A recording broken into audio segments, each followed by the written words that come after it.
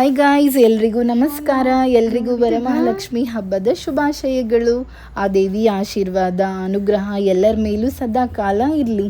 ನಮ್ಮ ಹಬ್ಬದ ತಯಾರಿ ಹೇಗಿತ್ತಂತ ನೋಡ್ರಿ. ನಾವು ಹಿಂದಿನ ದಿನಾನ ಮನೆಯೆಲ್ಲ ಕ್ಲೀನ್ ಮಾಡಿಕೊಂಡು ಬಾಗಿಲಿಗೆ ಮಾವಿನ ತೋರಣ ಹೂ ಎಲ್ಲ ಹಾಕಿದ್ವಿ.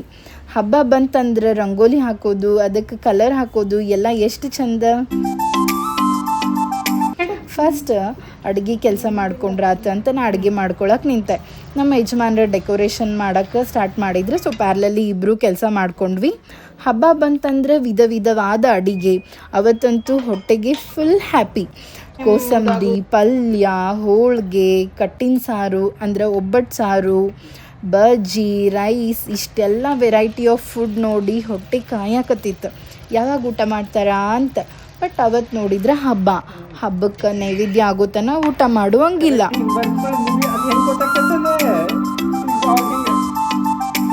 ನಮ್ಮ ಯಜಮಾನ್ರು ಒಬ್ಬರ ಡೆಕೋರೇಷನ್ ಮಾಡ್ಕೋತ ಕೂತಿದ್ರು.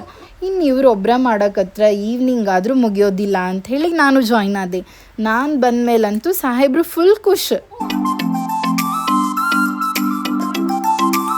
ಇಬ್ಬರು ಸೇರಿ ದೇವಿಗೆ ಸಾರಿ ಉಡಿಸಿದ್ವಿ.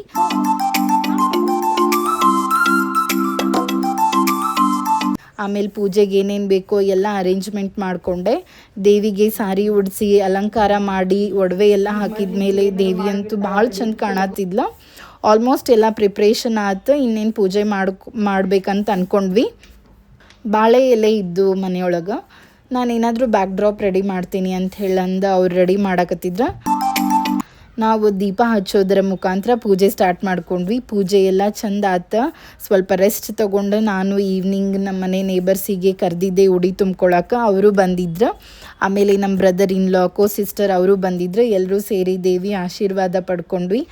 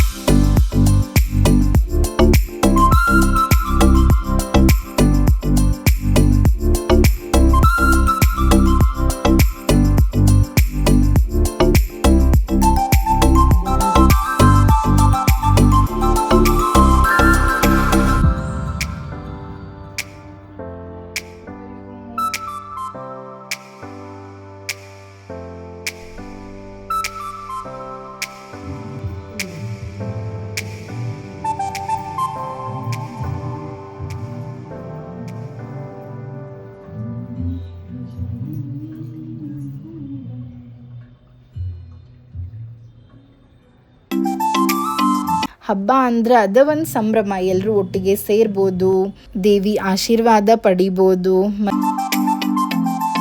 ತಾಯಿ ಆಸ್ಥಾನಕ್ಕೆ ಬಂದು ತಾಯಿ ಹೆಚ್ಚು ಸೊಕ್ಕ ನಿಮಗೆ ಇಲ್ಲಿ ಕಟ್ಟ ಮಾಡೋ ಅಧಿಕಾರ ಇರೋದು ನಿಮಗಲ್ಲ. ಹರ ಮಹಾದೇವ್. ಇದಂ ಮಠಾಧೀಶಂ ಸಿದ್ಧಾರೂಢ ಈಶೀಶ್ವರಂ ಶಿಷ್ಯ ರೂಪೇಣ ಬೋಧಕಂ ಗುರುಮಾಶ್ರೇ ಯಗಂಧಿ ಕಮಲ ದಂದಂ ತಾಪತ್ರೇ ನಿವಾರಕಂ ಶಾಂತೈಕ್ಯಂ ಪದರಂ ದೇವಂ ಸಿದ್ಧಾರೂಢಂ ಹಂಗೆ 4 ಸ್ಟೆಪ್ಸ್ ಹಾಕಿದ್ವಿ. ಆಮೇಲೆ ಎಲ್ಲರೂ ಸೇರಿ ಊಟ ಮಾಡಿದ್ವಿ. ಇದಾಗಿತ್ತು ನಮ್ಮ ವರಮಹಾಲಕ್ಷ್ಮಿ ದಿನದ ವ್ಲಾಗ್. Thanks for watching. ಎಲ್ಲರಿಗೂ ಮತ್ತೊಮ್ಮೆ ವರಮಹಾಲಕ್ಷ್ಮಿ ಹಬ್ಬದ ಶುಭಾಶಯಗಳು. See you in my next vlog.